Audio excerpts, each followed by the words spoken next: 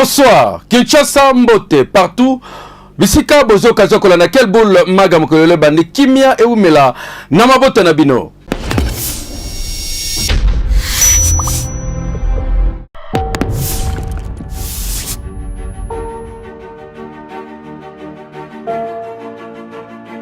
Ba députés nationaux surtout il y a Est République démocratique du Congo et si quand peut-être des sièges ali ko salema ba lobby il faut baye ba pe ba sala évaluation après 3 mois il y a état de siège évoluer comment est-ce que makamozali ko salema est-ce que ba résultat escompté zali toté bolanda reportage oyo.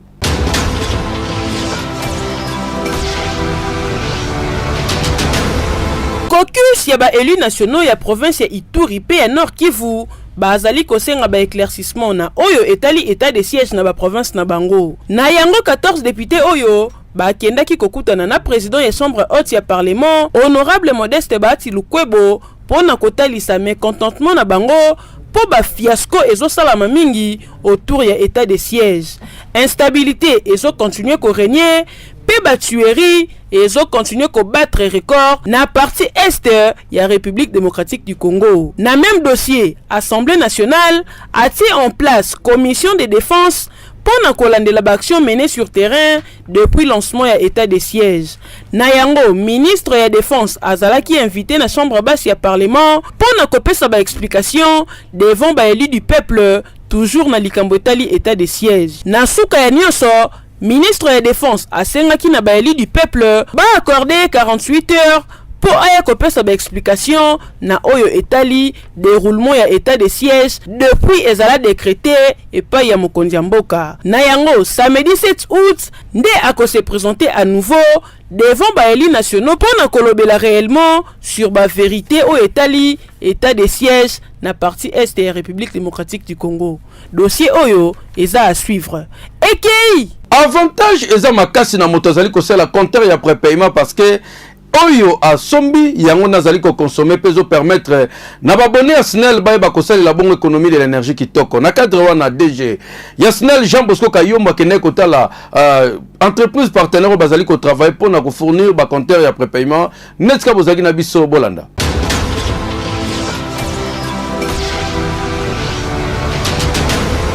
Na souci ya kopesa population courant ya malamu pe ko lutter contre ba délestage, SNEL atteint à disposition ya population ba compteur à prépaiement oyo ezali na ba avantage ebele ndenge balobaka courant oyo osombi yango nde okosalela. Yango DG SNEL Jean Bosco Kayombo ayaki na entreprise partenaire na bango pona ko visiter ba compteur kaka ndenge bozali komona. Awa bozoso ba machine ya solo ba machine kuba oyo etiami pona kopesa courant ya malonga na population nyonso ya Kinshasa. Après qu'on ba explication sur ba compteur après paiement oyo, DG SNEL très satisfait a communiqué boye. Nous avions en 2018 signé un contrat pour que la société Engie puisse placer des compteurs après paiement dans les communes de Lingwala et de Kinshasa. Après avoir signé le contrat, il était normal que je puisse voir le début de l'exécution de ce programme que nous avions déjà décidé ensemble. Alors je devais me rassurer qu'effectivement, on va bel et bien démarrer par le placement de compteurs dans ces deux communes. Effectivement, le matériel devrait répondre aux standards SNEL parce que nous avions fait un cahier de charges. C'est pour ça que je suis venu avec les équipes de la SNEL pour que nous travaillions en partenariat. Maintenant que le projet va démarrer, il fallait que je me rassure que les normes SNEL, les prescriptions SNEL sont respectées.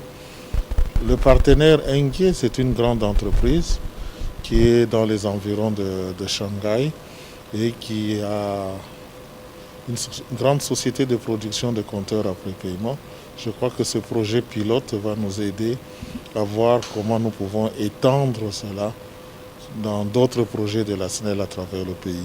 Ah oui, mutu akotia tembazate po ba action ya SNEL sur terrain ezo continuer komonana mikolo ezali koya ba compteur oyo nyonso ekozala placé partout na Kinshasa pour population bazwa courant na ndenge esengeli ekei bitumba oyo bomonaki etambolaki na bareseau sociaux mpe na quel boule mag tolakisaki yango oyo major ya FRDC azoki makofi na capitaine oyo azali bongo ya DGM abetaki lokola mwana mukie bakangaki bango ya flagrance nde balobaka na bajuriste basambisi bango bazwi 5 ans na bango mpe balongoli bango mosala don ya kisoda bakosala yango lisusu te bolanda na reportage oyo esalami bongo na Goma.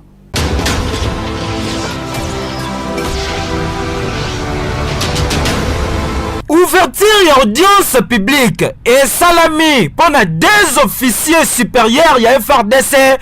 Oyo tolakisa kibino lobi bazali ko bunda sadi textuellement ko longola te ko bakisa te nema na ba chege to bakuluna o ba uti ko yibelo ko sadi mu comprendre bango na bango bazwe batende ni ba kabola et salaki soni ba salir voir même image FRDC ndenge bazalaki ko bunda. Ouverture et audience salami nde bazali komona ba juge baleli awa ndenge bazali komona na auditorat militaire tozali bongo na Goma et sali pasi pemawa kofinga na benjiro ezalaki a pardon kolongola te ko bakisa te lokwa rabat bake kunde bembe bino mo boyebi mafingo ezala kuna yango na des officiers bafinganaki ba betani ba botu lokola aline foreman et sali pasi pemawa yoka communication oyo. Cela ne suffisait pas, en plus des paroles qu'ils échangeaient devant tout le monde, des paroles, Monsieur le Président, odieuses, que votre discours ne pourra même pas attendre que nous allons présenter lorsque nous allons entrer dans le vif même de cette affaire.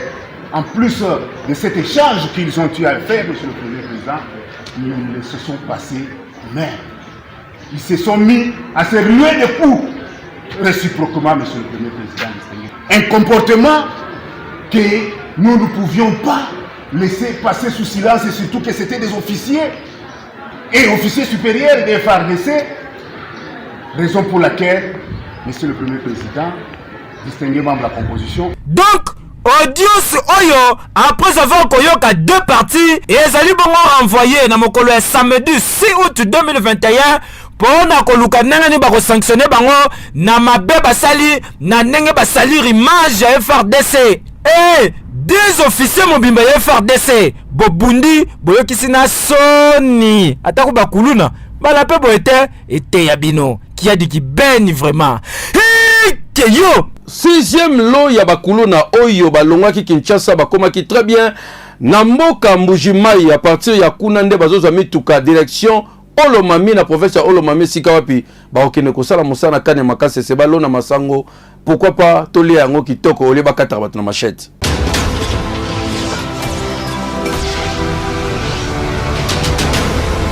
Au total, 375 kolona oyo bakangamaki pe bazalaki présenté liboso ya population mokolo ya jeudi 5 août oyo nde bamataki pepo batikaki capitale congolaise na destination ya Kanyamakasese kuna esika bakozala utile pe bakoservir mboka na service national esika bakokoma ba vrai bâtisseur nyonso oyo ezalaki na bokasi ya la police ya ville province ya Kinshasa oyo ekumbamaka epai ya général Silvano Kasongo compétent en collaboration na service national oyo ekumbamaka epai ya général major Kasongo Kabwik Jean-Pierre ne bakuluna oyo bamataki pepo kasi bakomaki awa na 15h malgré moi ba difficulté muke ezalaki awa na avion ti balukaki solution ezwamaki na lombango 15h30 ngingo bakuluna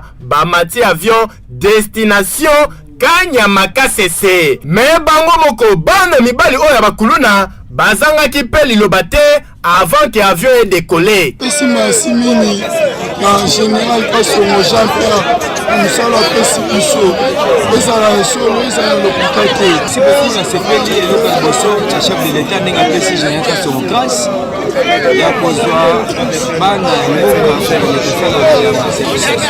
awa sikoyo ndenge bakitaki na aéroport ya Mbujimai na province ya Kasai Oriental esika basalaki escale na bango po bakende kosukisa voyage na bango na fungurume na Kanyamakasese esika sikoyo bakokende koservir mboka tala bango wana bien teni na bango ya jaune bleu baya kuluna basaligné bato ya désordre awa bakomi bato ya ordre na ndenge ya kosakana te oyo ezala leson mpo na yo moto tikali ti sikoyo ozomimona kaka grand prêtre na kati ya quartier ozoyoka te ozokontinue kaka osuka lokwa baninga koto kuluna alongwe na stati na ye ya kikuluna me akomi bâtisseur ya république grâce à général major Kasongo Kabwik Jean-Pierre boyende ezalaka musala ezomonana ekeyo tena fep bandaki pe dernier jour ezalaki lelo clôture esalami ndenge nini bolanda bareportage na constat ya Kelboul Mag.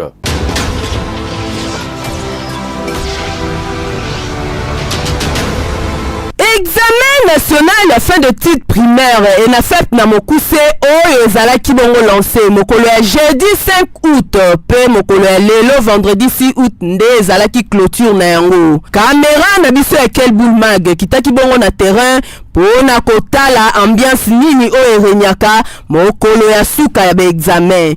Botala bino moko ndenge ambiance ezalaki présent awa na place des évolués. Ba élèves nyonso oyo bazalaka awa na commune ya Gombe pe ya nzinga bayaki awa na place des évolués pona kokangisa ba photo souvenir na ba collègue na bango. Neti awa botala ndenge basangani bazokanga ba photo ba misusu bavandi na se pona kobeta masolo ndenge nini examen ezalaki. Bongo ba misusu pe balembi na bango ba ketch botande ba longoli basundoli boye. Bongo golia mama ezanga ba shaya kutu ba sepela ki makasi botala ndenge bazo somba ba bude na ba mapa ndenge bazolia bongo dance ezanga te ezalaki vraiment présent botala bino moko ndenge ba kati makinu pona kosepela ndenge basilisi étape oyo ya étude primaire bongo bazanga maloba te yoka communication na bango bayana biso baesa biso ke eza pasi or ke eza nango pasi te eza facile eloko makasi vraiment na mona eza te kuna na kati la o nyonso tu biso tokangaki o tosalaki lobi ezalaki français o tosalaki ezalaki lecture pour la famille question ya liboso batuna biso la famille ezalaki ndenge nini babandaki kosala nini famille basalaki réunion deuxième batuni biso susu famille esala réunion bongo eza bien ou bien eza bien te eza bien longonya na baélève nyonso oyo bauti ko affronter examen oyo ya fin d'études primaire biso pe Kelboul Mag to souhaiter bino kaka ba bonne chance ekei Boutique Neema, grâce na bango lelo ko kolata kitoko biloko ya qualité solde zo continuer mafuta parfum café bifle fin masolo meka okanga mandimela ngai.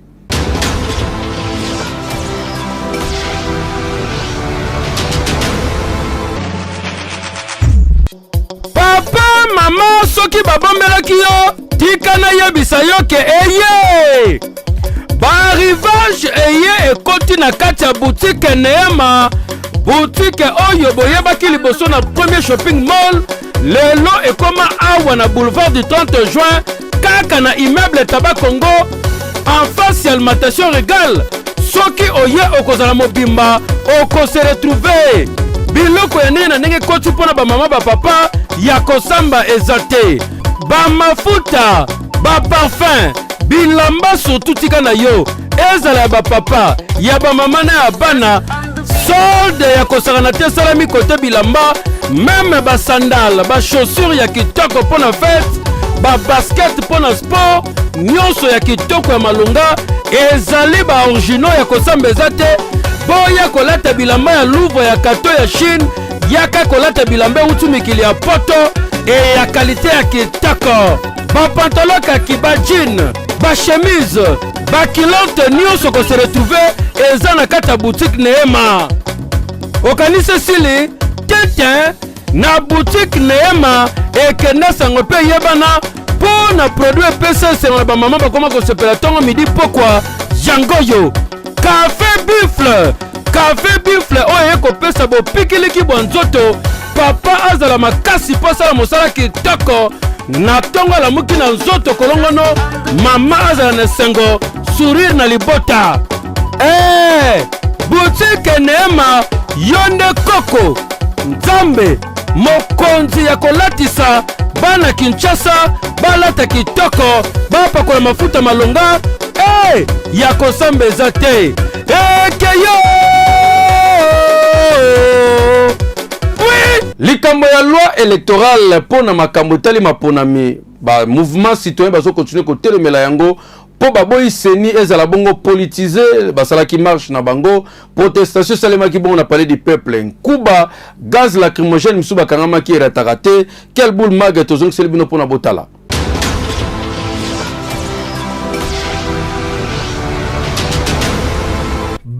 Interpellation pe violation de droits de l'homme ezalaki enregistré jeudi 5 août oyo na manifestation ya ba jeune ya ba mouvement citoyen na jeunesse ya lamuka oyo ba organisaki sit-in liboso ya palais du peuple pona ko exiger des politisations ya commission électorale nationale indépendante per réforme consensuelle. Kasi côté ya lamuka bazali ko condamner babavure ya la police pe bazali ko dénoncer dérive dictatoriale oyo ezali ko s'implanter awa na République démocratique du Congo selon bango. Kasi ba mouvement citoyen balingaki ko déposer mémorandum na bango epa ya président ya Assemblée nationale pona ko exiger large consensus sur réforme électorale. Kasi bakomaki na suka ya logique na bango te po bino moko boyebi ndenge nini ba manifestation ya ba mouvement citoyen to pe opposition a na mboka na biso esukaka mingi esukaka kaka na ba gaz lacrymogène, ba arrestation et surtout lisusu violation ya droit de l'homme ndenge salemaki lobby. Ekei na 500 fois ya pamba beta winner eza possible okoma mvando.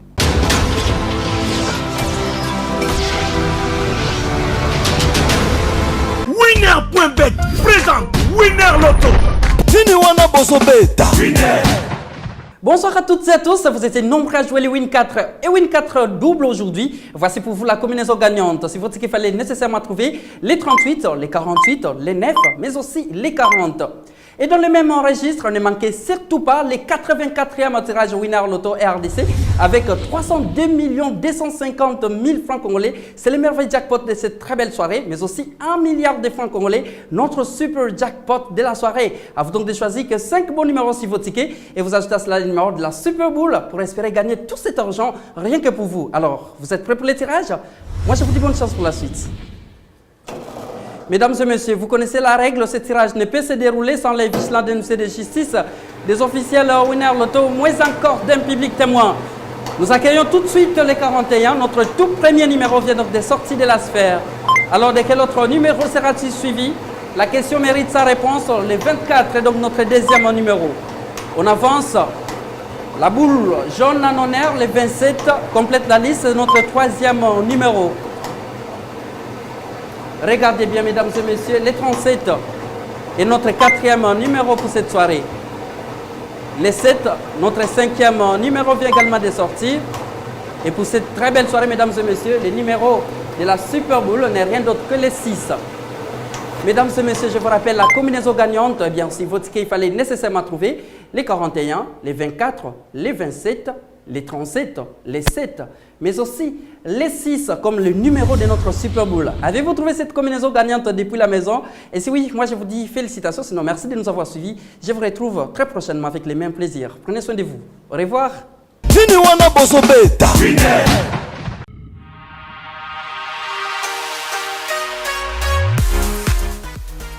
JBM Fret Service pour l'envoi des vos colis à Kinshasa, Congo-Brazzaville, Pointe-Noire et bientôt à Lubumbashi. Cabinda, très bientôt. JBM Fret Service, l'efficacité au rendez-vous. Suivez-moi.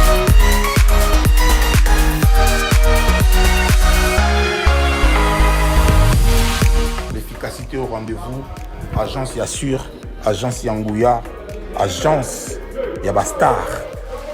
Balobiso ni colline comme kitoko. Colline comme en assurance. Yagana JBM Fret Service pour na ba colline bino Kinshasa Brazza partout aux agences Yabastar. Donc ne doyez boué. Tu es dans ba colline. De bo mo na sima bodo donc ne peso comme kitoko. Oezali agence ya ba miyibité. Oezali na assurance ya makasi même bakiti. même ba frigo, même mituka. Soko po lingi pe ndaku pe ekokoma. JBM Fret Service, l'efficacité au rendez-vous.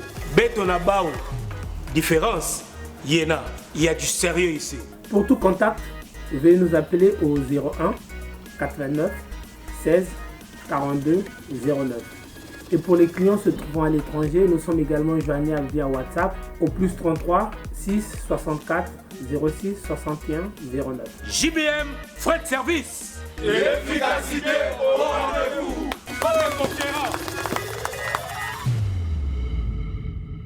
tokei na province ya Sud Ubangi tolinga kolakisa bino na condition nini prison ya Angenga ekoma bokoko imaginer te ndenge nini ba prisonnier bazali ko vivre kuna ezali na état nini. Fabrice Madiamo a constaté pour na biso.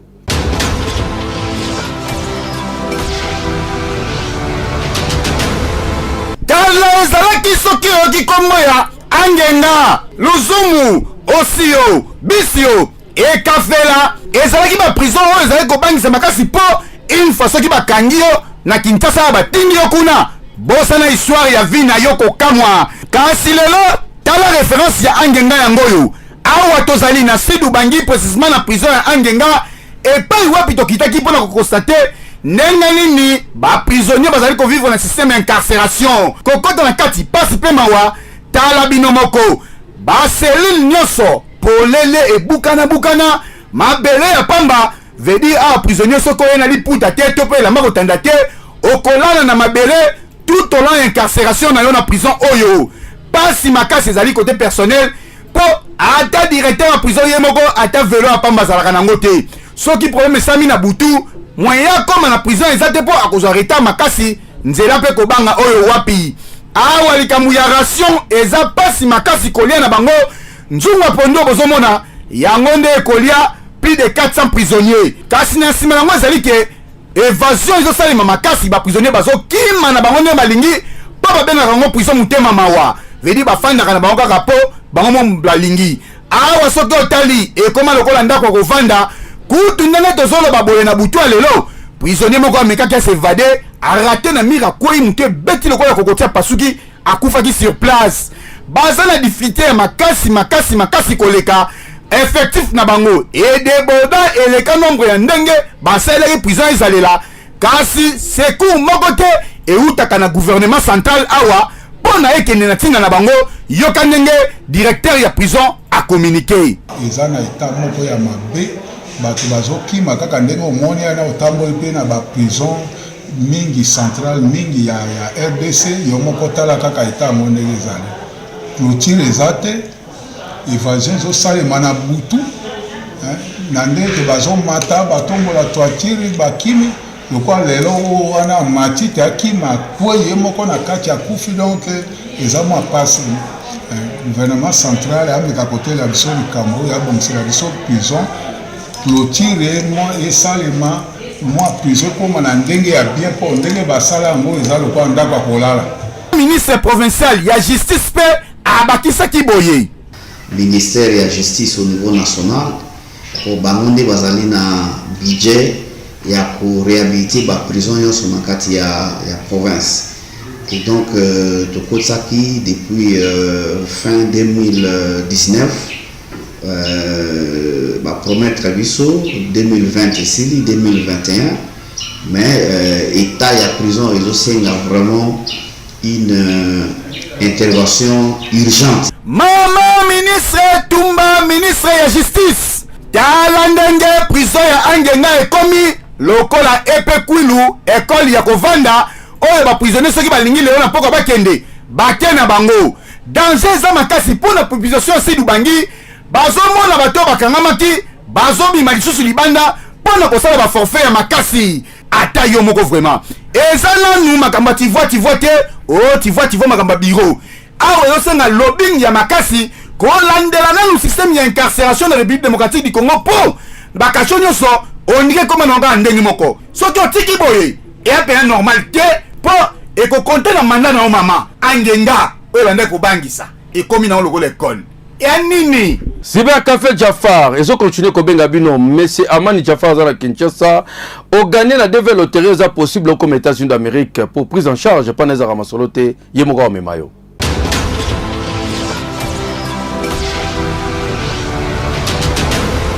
RDC Mobimba, Congo Brazzaville, la bande pour la nuit sur Cyber Café Jafar, Toye Panabino, pour la Rosalabino, point sur la loterie Autobetaki, l'année passée. Les lots de résultats sont disponibles. On a vu les canaux informés que les résultats sont disponibles. Pour vérifier les résultats, au sein de la Autobetaki, de Cyber Café Jafar, il faut que les canaux papier au Pesaki. Participants au Pesaki accusés de réception. Et on va permettre de vérifier les résultats. Yo personnellement, vous avez un Cyber Café Jafar, vous avez un papier Oyo.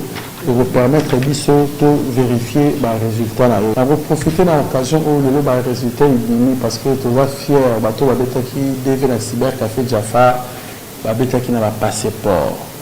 Parce que tu as un département des États-Unis et qui conditions à passeport. Il y a un Cyber Café Jafar, tu as un format qui te dit que tu as un piaka, tu as un bon passeport. Moi, je pas bête à dévider. Ndenge ba senge ole que to kosa lokola ba kunchusu ba yi kokosa bino ata ozana passeport ya ka robeta dévider. On a la même personne, le même cibola zo benga lisusu batu basa la passeport. Na bandi boyebi cyber ou me marabatu avec prise en charge à solo et la Cyber Café Jafar. Tous aura tout temps à gagner pour ça il est makambu nyonso.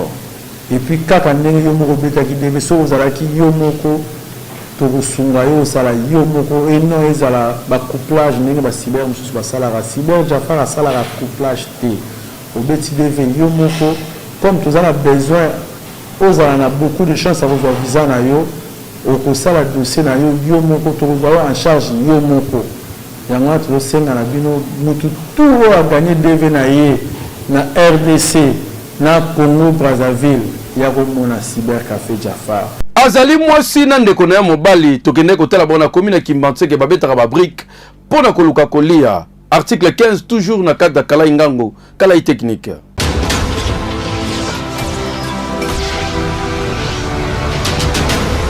Awa tozali na komini ya Kimbantseke na quartier Ngapani na Kingasani ya Suka lupango oyo bozali komona boyizalaka carrière esika batekaka zelo pe lisusu babetaka ba brique mekasi baangaja batu babetaka ba brique awa ya kokamwa tangu tokomaki awa to découvraki jeune sœur na biso na kombo ya Fallon yepe abetaka brique awa mais mutu amemaye grand frère na ye propre yaya na ye ya ndaku na kombo ya Dieudonné garçon bozomo na kotoyo tellement Fallon akata classe famille ba moyens alite atalikaka petite sœur nanga oyo soki na tingeka boye suite ekozala ya malamu te azosala pe lorote vaut mieux na mema ye na carrière na apprendre ye ndenge nini babetaka brique Fallon yeyo apprendre pe akomi na connaissance ya kosala brique yeyo akoma na ye déjà kobeta brique ndenge baza awa selon nombre ya ba brique kobeta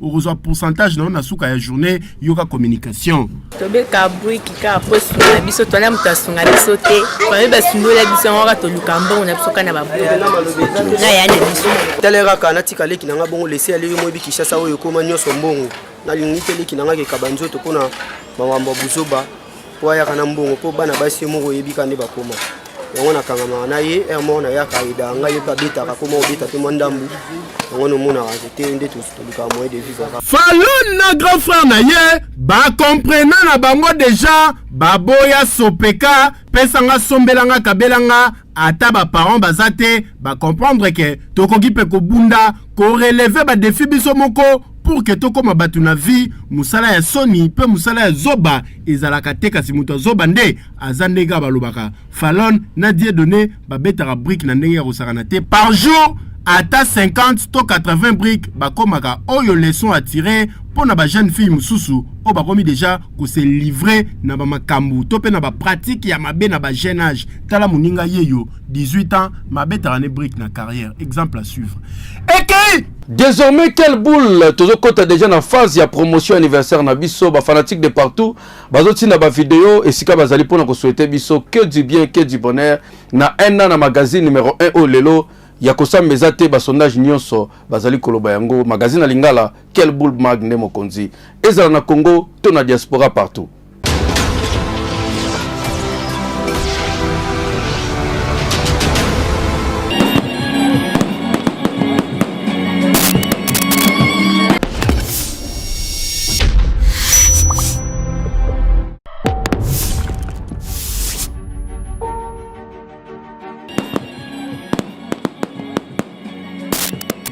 Tolela quelle boule magazine à biso ya banakin donc ils ont ça déjà une année à joyeux anniversaire quelle boule magazine kitoko makasi. Joyeux anniversaire quelle boule le langue fort très fort.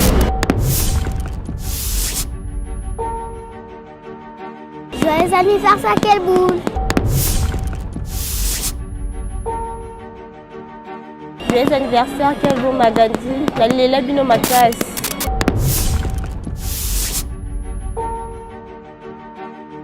Quelle boule, la langue penda fort. Joyeux anniversaire, quelle boule.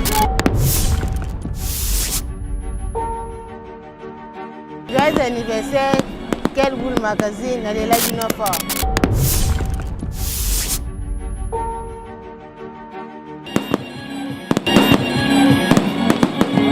Page rose na quelle boule magam que l'autre côté ça excellent anniversaire na monsieur Gilles Kabeya Matadi na mboka France de la part ya mama molonga ni naye madame Betty Kisungu oyo bazali pe ko fêter fête ya mariage na bango 4 ans depuis babala na pe 25 ans ya vie commune donc depuis basangana balingana basali 25 ans bakina 4 ans ya mariage ya kosambeza te Gilles Kabeya Matadi que du bien que du bonheur na yo papa. Aujourd'hui c'est ton jour. Nous nous sommes décidés de te faire le bonheur que tu mérites. Tu vaux tellement pour nous que le monde est sans Poto salo l'amour. En ce jour si spécial, c'est nos cœurs qui te parlent. Nous te souhaitons tous les bonheurs du monde. Longévité, prospérité. We love you so much. Love you so much. Na bastati basoris na biso lelo kaka yo na yo. Love you so much.